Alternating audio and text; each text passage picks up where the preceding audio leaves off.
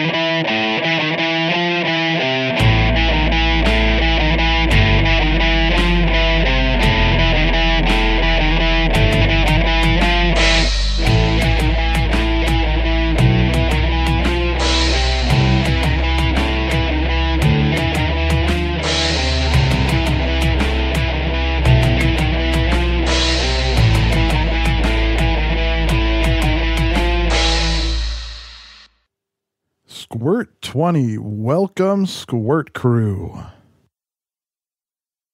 I mentioned on the last show that I would be introducing a new card game on this show. So here is that card game. I'll read the rules on the show, and if you want, you can go to the website yodasquirts.blogspot.com and download a PDF version of the rules, just in case hearing them here isn't enough, which it probably won't be. They wound up a little convoluted. Nevertheless, here they are. The name of the game is Baby Through the Window. In Baby Through the Window, you play the part of people standing in front of a building full of windows with a pile of babies and large slingshots. You're trying to shoot all your babies through the windows and into the building. The game is best for 2 or 3 players and is played with a regular set of playing cards. To begin with, remove any extra jokers from the deck so the deck has just 2 jokers. Then shuffle the deck. Deal 3 cards face down in a row in the center of the table. These are the possible windows. Then, deal 5 cards face down to each player. This is the player's hand. Place the remaining deck off to one side. Starting with the player to the dealer's left, have each player pick one of the cards from the window row and turn it face up until 2 window cards are face up. These face-up cards are the targets. The player to the dealer's left then examines the cards they have in their hand. They can place one of the cards from their hand onto one of the target piles if the card they're placing is the same color as the target pile and a smaller face value than the top card on the target pile. The player may also play a card of any color that's the same value as the top target card. This changes the color of that pile to the new card.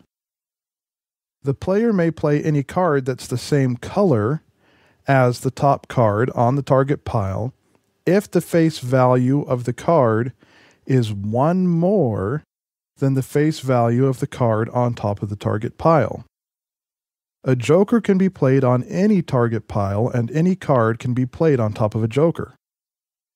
An ace, which is the lowest value card in the game, can only be played on top of a 2 of the same color, another ace, or a joker. If a player plays a card that is the same suit as and 1 value less than the card on top of the target pile, they may also discard a card from their hand into a separate discard pile. If a player has a king, they may discard it and turn the 3rd window card over, creating a new target pile. That counts as their play for that turn. This may only be done once per game. If a target pile has an ace on top, and the player whose turn it is has a face card in their hand, as in a king, queen, jack, or joker, they may discard the entire target pile that has the ace and start a new target pile with a face card. If a player cannot play a card, they must take a card from the deck. These are called splats. If the drawn card can be played, it can be played immediately. Play then passes to the next person. A person wins when they've gotten rid of all the cards in their hand, successfully having launched all their babies through the windows. Now, the game might not have made as much sense having the rules read to you, but like I said, you can go to yodasquirts.blogspot.com and look at the show notes for this Squirt 20, and there will be a link in the show notes for a PDF version of these rules that you can download and read to yourself, and then they should make more sense. And now it's time for even more poop.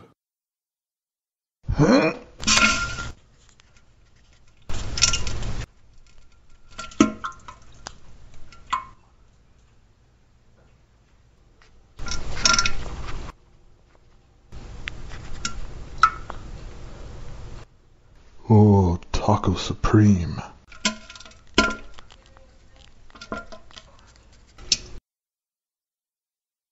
Another Tommy Tibbons story. Tommy Tibbons and the Oprahologists. The living room of Eddie Brownfeather's trailer was quiet. Eddie lay sprawled on the threadbare couch while Tommy Tibbons sat in a creaking chair next to a table made of a plank of plywood, resting atop a stack of empty beer cans. Roger Doinker sat on the floor with his back against one wall. "I'm bored. I think I'm going to turn on the TV," said Tommy.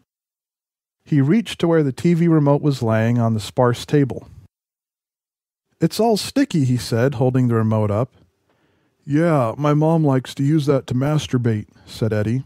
Tommy lifted the remote to his nose and sniffed. "Tommy, that's gross," said Roger. "Yeah, it smells gross too. Does your mom eat a lot of fish?" said Tommy. Eddie shrugged. Tommy aimed the remote at the TV and pressed a button, then tried to drop the remote. It stuck to his hand. He shook it a few times, and the remote slowly lowered to the floor, trailing streamers of goo, still connected to his fingers. The screen of the TV glowed. The news appeared with the time in the corner. "Is that what time it is?" said Eddie.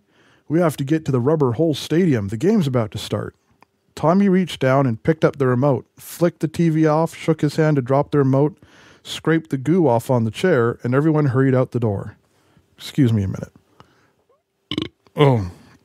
Ooh. The crowd was thick at Rubber Hole, the stadium named after the hardware store that sponsored it. On the field, the football teams clashed and ran back and forth. Tommy scanned the crowd, finding watching the people just as interesting as watching the game.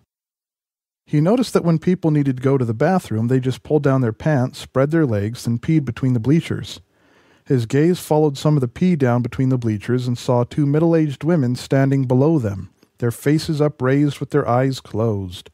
The pee splashed across them. "This is magnificent," said one. "So warm and wonderful," said the other. As they stood with the golden liquid splashing their faces, a large brown turd suddenly spattered on the face of one of them. Hearing the splat, the other woman opened her eyes and gasped. "What can this mean?" she said. "I don't know," spluttered the other. "We must go consult the Oprah." "To the Oprah!" The women hurried away. The women stepped into the house, still licking their lips, and walked to the kitchen. In the kitchen sat a large iron pot with a short, pointy-eared, wrinkled-skinned goblin perched above it. "Juice from my butthole for lady," said the goblin. Delicious." "That's good, Dimitri," said one of the women, and patted the goblin on the head. The other woman crossed to the sink and started scrubbing the drying feces from her face. Once clean, they walked into the living room where a small statue of Oprah stood upon a dais, a look of benevolence on its face. The women crouched before it, clasping their hands. One said, "Oh, the Oprah, we come before you with a question. We know you are the expert on everything, just as you present yourself to be." The other woman said, "The Oprah, I received a donation of feces on my face today. What does this mean? The women kept their heads bowed, concentrating deeply. After a moment of quiet supplication, one raised her head and said, I know what we must do. Tommy, Eddie, and Roger were walking home from the stadium. As they came to an intersection, the two Oprahologists lay in the snow by the street corner. Snow floated down from the sky. The boys stood and watched. A brown dog with rough fur wandered down the sidewalk, stopping at the women. It sniffed them, then raised its leg. Yes, yes, said one of the women. More golden love, said the other. This is exactly what the Oprah wants us to do, said the first. The Oprah knows all, said the other. The Oprah knows all, echoed the first.